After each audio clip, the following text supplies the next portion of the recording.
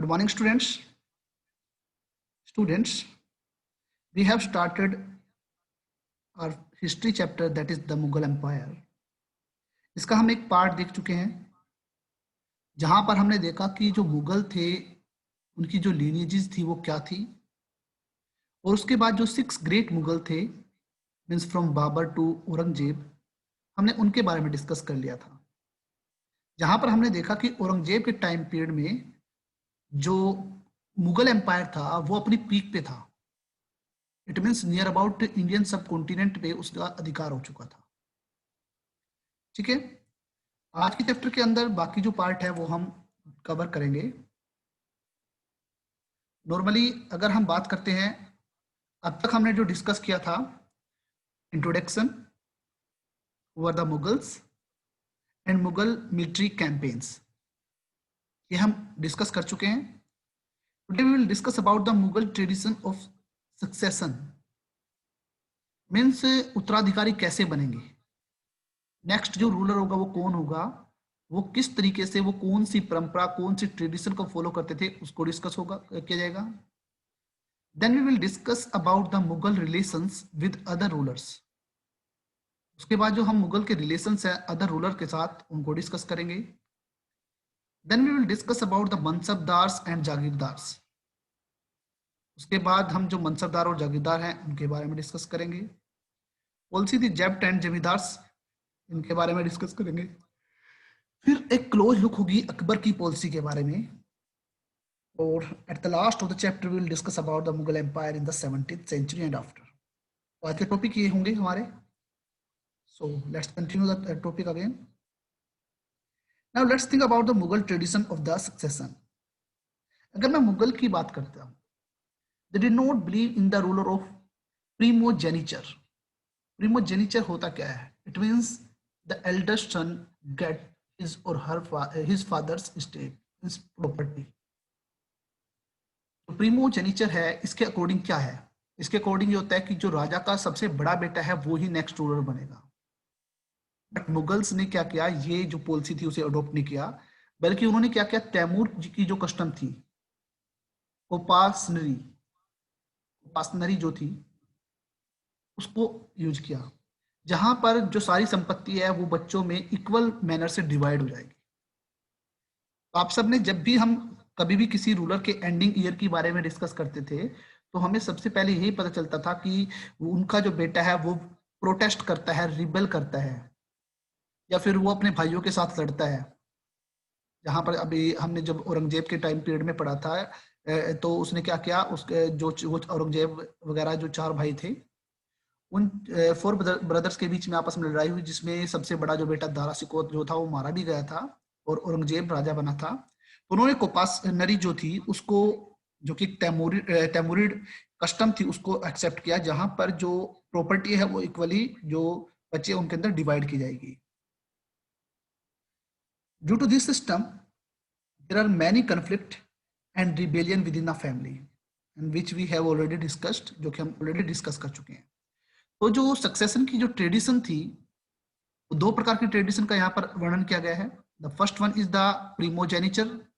जो प्रीमोजेनिचर है वहां पर एल्डेस्ट सन जो है जो हमेशा नेक्स्ट रूलर बनता है, बट मुगल ने उसे अडॉप्ट नहीं किया, बल्कि जो तैमूर की कस्टम थी कोपासनरी, जिसके अंदर जो प्रॉपर्टी है, या आप कह सकते हो everything is divided among the all the sons in equal manner you can say, तो उसे एक्सेप्ट किया गया। And due to this system, there were many conflicts and rebellions within the family. Okay, I think so. Concept is clear to all of you. Now we will discuss about the Mughals' relation with the other rulers. Means Mughal ने अपना empire establish कर लिया, हम यही पढ़ चुके हैं। अब उनके जो रिलेशंस हैं अदर जो राजा है उनके साथ डिस्कस करते हैं। Initially, Mughals campaigned against rulers who refused against their authority। में जिस वक्त मुगल एम्पायर एक्सपेंड हो रहा था, और अगर जो नेबरिंग कंट्री का कोई भी राजा उनके खिलाफ होता, उनकी सोवरेनिटी को एक्सेप्ट नहीं करता, सबसे पहले वो उसके खिलाफ युद्ध करते थे। मिलिट्री एक्सपेडिशन जो था वो उनके खिलाफ होता था।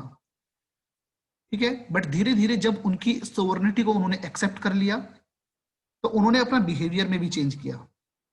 तो वो बिहेवियर में चेंज क्या था वो देखते हैं। इनमें से जैसे कि अभी हमने बात किया कि कुछ ऐसे थे जिन्होंने अथॉरिटी के अगेंस्ट बात की थी।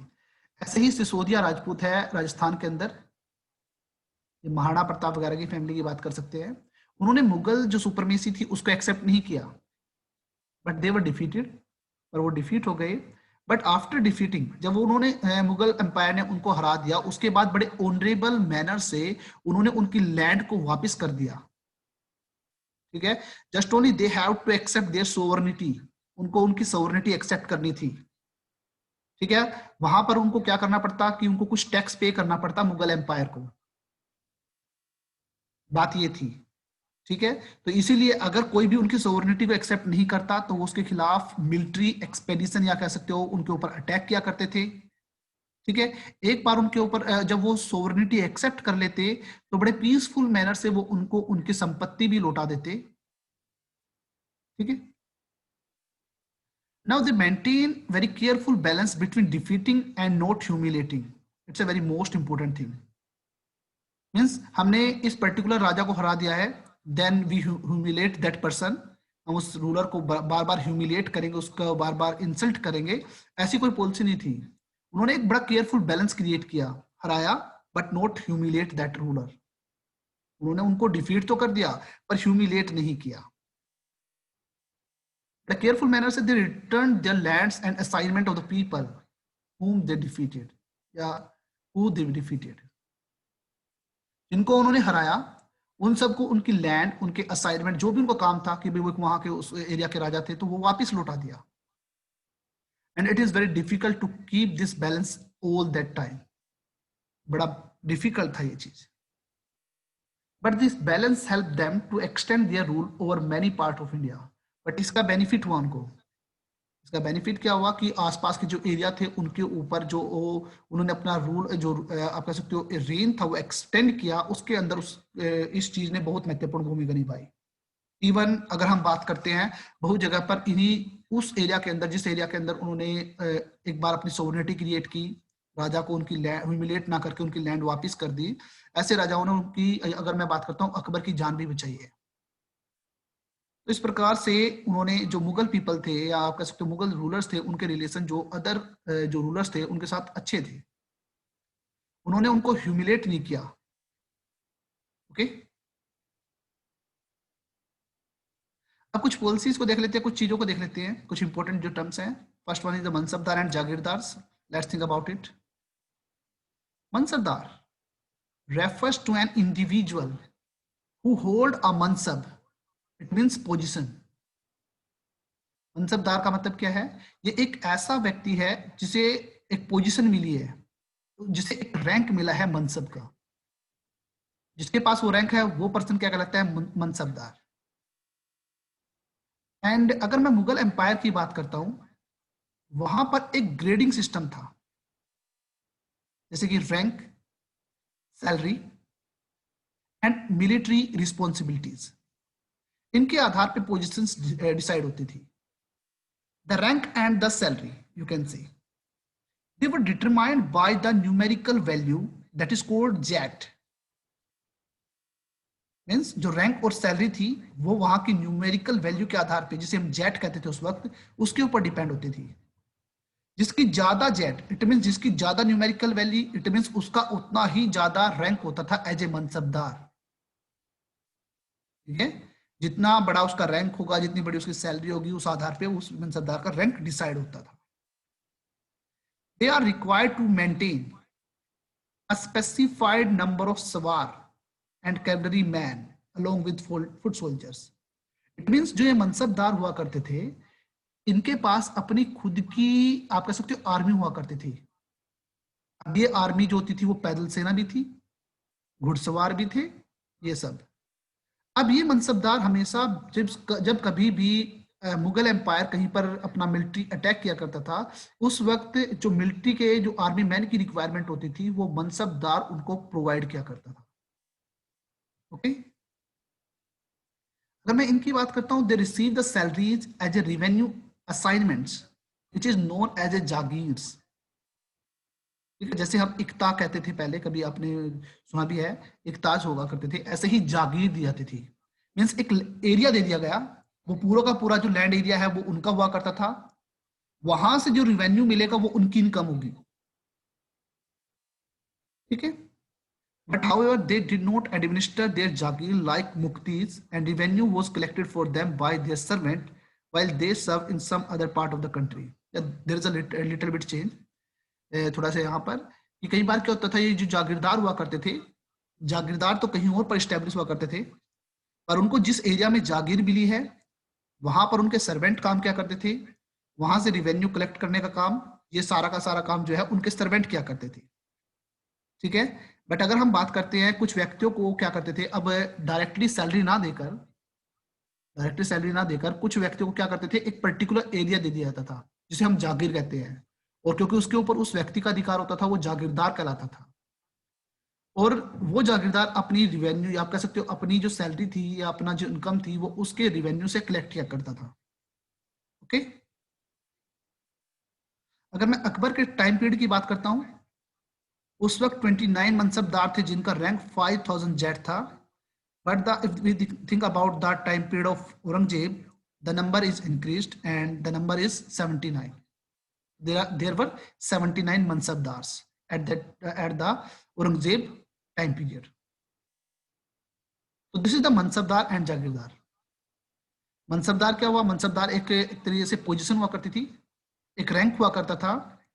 ठीक है, उसका एक स्पेसिफिक काम था कि उसके पास आर्मी होनी चाहिए, और जिस वक्त मुगल एम्पायर को आर्मी की रिक्वायरमेंट होती है तो वो पूरा क्या करता था, कुछ व्यक्तियों को पर्टिकुलर एक एरिया प्रोवाइड कर देता था जागीर के रूप में, they were called जागीरदार्स।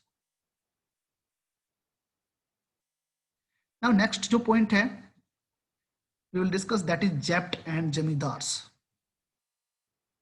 The main source of income of the Mughal Empire, it was tax on the farm production. Means particular field के ऊपर जो भी प्रोडक्शन हुई उसके ऊपर जो टैक्स होता था, मुगल एम्पायर की मेन इनकम का सोर्स होता था। अब वो टैक्स कलेक्ट कौन करते थे, वो करते थे कोई लोकल चीफ या हेडमैन। ठीक है, पीजेंट हमेशा उनको टैक्स पे किया करते थे। Now the Mughal called all middleman zamindars, और उनका काम था टैक्स को कलेक्ट करना। मीन्स मुगल एम्पायर का जो राजा था वो क्या करता था, जमींदारी सिस्टम भी उन्होंने अडॉप्ट किया था कुछ प्लेसेस के अंदर, जहां पर क्या होता था कि उस एरिया के अंदर पर्टिकुलर एक जमींदार डिसाइड कर देता था, और उस जमींदार का काम होता था वहां से लैंड रिवेन्यू कलेक्ट करना। क्योंकि अगर मैं बात करता हूं किसी भी कंट्री की इनकम का, तो जो टैक्स कलेक्ट होता है, चाहे हम मुगल एम्पायर की बात कर रहे हैं चाहे आज की भी बात करते हैं, जो भी हम टैक्स पे करते हैं वो सारी की सारी चीज एक तरीके से गवर्नमेंट की इनकम होती है। अकबर का उस वक्त एक रिवेन्यू मिनिस्टर था Todarmal. It's a 1 marks question, name the revenue minister of Akbar, that is Todarmal. ठीक है, उसने क्या किया, पर्टिकुलर एरिया की सर्वे किया, देन उसने डिसाइड किया कि पर्टिकुलर इस एरिया के अंदर क्रॉप किस प्रकार से होती है, उसका प्राइस क्या होता है। ठीक है, क्योंकि हर एक प्रकार की लैंड मिलती थी ना, कुछ जगह पर फर्टाइल लैंड है जहां पर अच्छी फसल होती है, बट कुछ जगह पर ऐसी भी तो होती है कि जो लेस फर्टाइल है वहां पर क्रॉप भी कम होगी। तो सर्वे किया जाता था, और ये सर्वे क्या था, हर 10 साल के बाद होता था। ये सर्वे कब किया जाता, हर 10 साल के बाद किया जाता था। ओके, और ये 10 साल के बाद सर्वे करने के बाद क्रॉप जैसी होती थी उसके आधार पर टैक्स जो है वो फिक्स किया जाता था। ओके, अब जितने भी प्रोविंसेस थे they were divided into revenue circle, उन्हें रिवेन्यू सर्कल्स के अंदर डिसाइड किया था, जहां पर क्रॉप के आधार पर उनका रेट डिसाइड होता था, और वहां से उनका रिवेन्यू कलेक्ट किया जाता था। और जो ये रिवेन्यू सिस्टम था कलेक्ट करने का, दिस इज कॉल्ड जैप्ट, उसे जैप्ट कहते थे। तो अगर आपसे कोई पूछे कि जैप्ट क्या होता है, this is the revenue system of the Mughal empire. Means हर एक प्रोविंसेस को रिवेन्यू सर्कल में डिवाइड कर देते थे, और वहां पर रिवेन्यू का रेट डिसाइड होता था, और ये रिवेन्यू का जो ये सिस्टम है कि भाई उनका रिवेन्यू सर्कल डिसाइड कर दिया गया प्रोविंसेस का, तो वो आपका जैप्ट कहलाता है।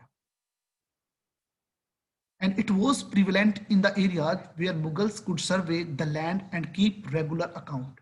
और ये केवल उसी एरिया में होता था जिस एरिया का उन्होंने सर्वे कर लिया है, ठीक है, और जिनका उनके पास अकाउंट है केवल उस एरिया के अंदर ये फिक्स होता था। ओके, अगर मैं मुगल एडमिनिस्ट्रेटर की बात करता हूं, इस जो एडमिनिस्ट्रेटर्स थे they exploited the peasants too much. Means अगर हम उन व्यक्तियों की बात करते हैं, जिन मिडल मैन की बात कर रहे हैं, जो कि टैक्स कलेक्ट करते थे, वो थोड़ा सा एक्सप्लॉइटेटिव नेचर के हुआ करते थे। वो एक्सप्लॉइटेशन क्या करते थे, शोषण क्या करते थे, ठीक है। And this started revolt which picked up speed later in the end of the 17th century.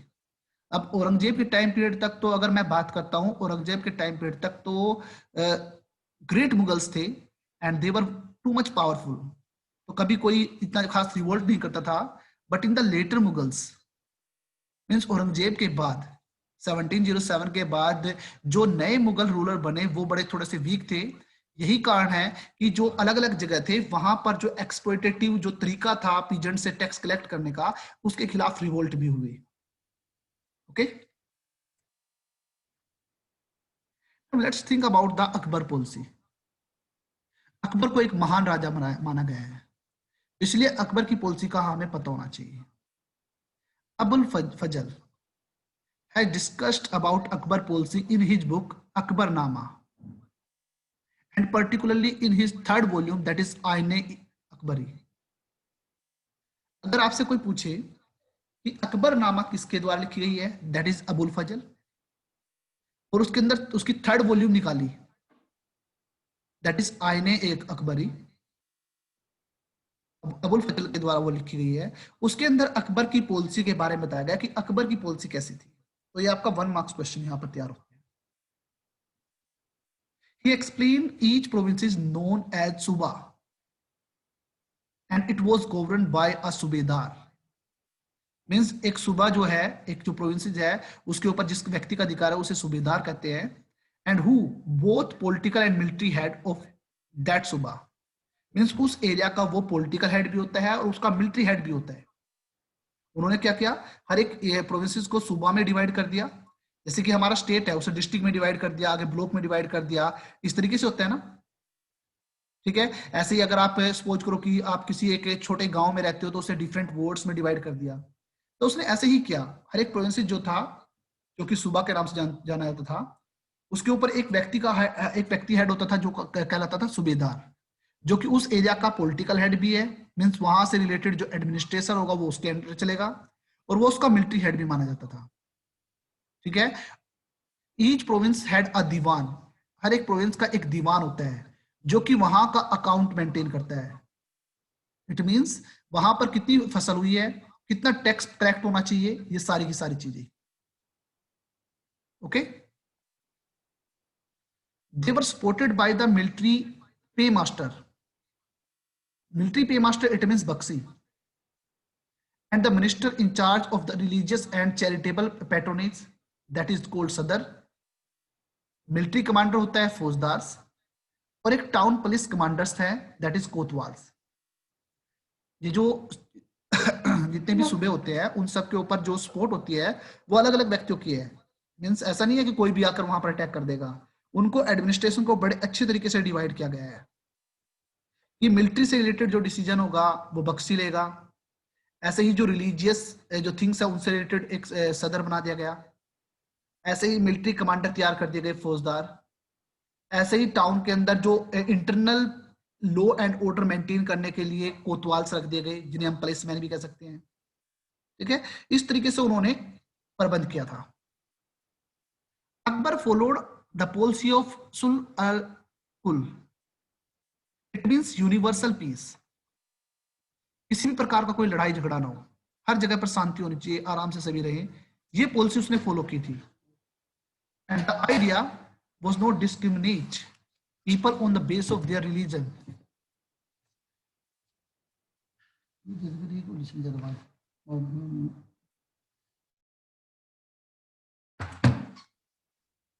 इस तरीके से उसने क्या किया, यूनिवर्सल पीस की जो पॉलिसी थी वो फॉलो की। And the idea was not to discriminate people on the base of their religion belief. और इसके अकॉर्डिंग क्या था कि धर्म के आधार पे किसी के साथ कोई भी डिस्क्रिमिनेट नहीं होगा, कोई भी भेदभाव नहीं होगा, ठीक है। एथिकल सिस्टम यूज किए जाएंगे। Ethical system it means honesty, justice, peace, इनकी बात की जाएगी.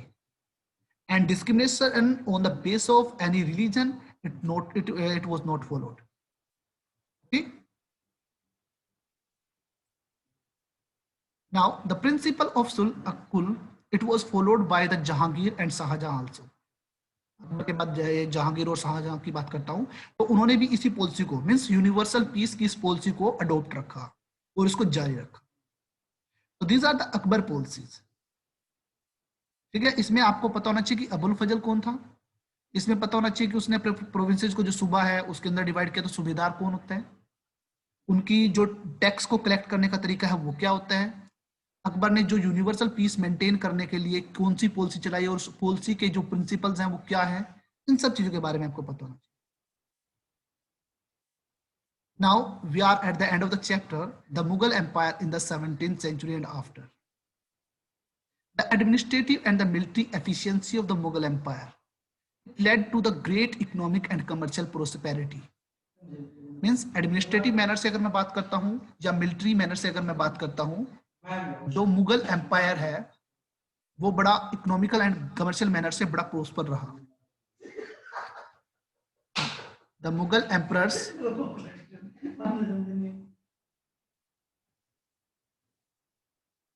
The Mughal emperors and their mansabdars, they spent large part of their income and salaries and goods which be benefited the artisans and peasantry who supplied them goods and produce.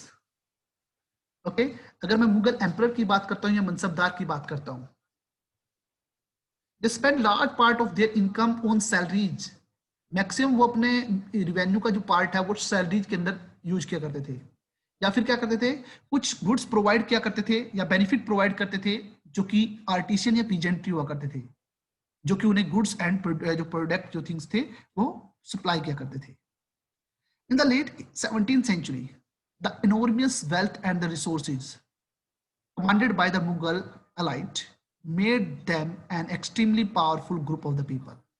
Means उनका जो पैसा था, उनके जो resource थे, उसके आधार पे 17th century के, अगर मैं बात करता हूँ लेट 17th सेंचुरी तक, मुगल एम्पायर अपनी पीक पे पहुंच चुका था, अपनी हाईएस्ट पोजीशन पे पहुंच चुका था, and it was a most powerful empire in India. As the authority of the Mughal emperor slowly declined, his servant emerged as powerful centers of power in these regions. Normally मैंने आपको बताया कि औरंगजेब के बाद क्या सिचुएशन हुई थी. औरंगजेब के बाद सिचुएशन ये क्रिएट हुई थी कि मुगल एम्पायर जो है वो लगातार डिक्लाइन होता चला गया, because the later Mughal they were very weak. ठीक है, इसीलिए जो जितने भी लोकल मनसबदार थे या सूबेदार थे, उन्होंने क्या किया, अपने आप को इंडिपेंडेंट घोषित कर दिया. ठीक है, पहले वो मनसबदार किसके अंडर था, मुगल एम्पायर के अंडर था, बट उसने देखा कि जो ये मुगल एम्पायर है, that person is not so powerful, तो उन्होंने अपने आप को एक इंडिपेंडेंट राजा के रूप में घोषित कर दिया, और वो उस पर्टिकुलर जिस मनसब के ऊपर वो अधिकार था उसका, उसके ऊपर एज ए रूलर के रूप में काम करने लगा. By 18th century, the provinces of the empire such as Hyderabad, Awadh had consolidated their independent political identities. अगर 18th सेंचुरी की बात करता हूं, उस वक्त हैदराबाद और अवध जैसे राज्य अपने आप एमर्ज हो चुके थे. They were powerful. Later Mughal were weak, so they declared themselves independent. इस तरीके से 17th सेंचुरी के बाद लगातार, या आप कह सकते हो 18th सेंचुरी के अंदर जो लगातार था, मुगल एम्पायर धीरे धीरे डिक्लाइन होता चला गया और मुगल एम्पायर बिल्कुल पतन पे चला गया. बट मुगल एम्पायर जो था वो खत्म नहीं हुआ था. मीन्स अगर हम बात करते हैं कि हमारे इंडिया का जो लास्ट रूलर था वो था बहादुर शाह जफर. वो भी एक मुगल, आप कह सकते हो डायनेस्टी से बिलोंग करने वाला इंसान था. Okay, the student, the chapter is over. If you have any doubt, you can ask me. Okay.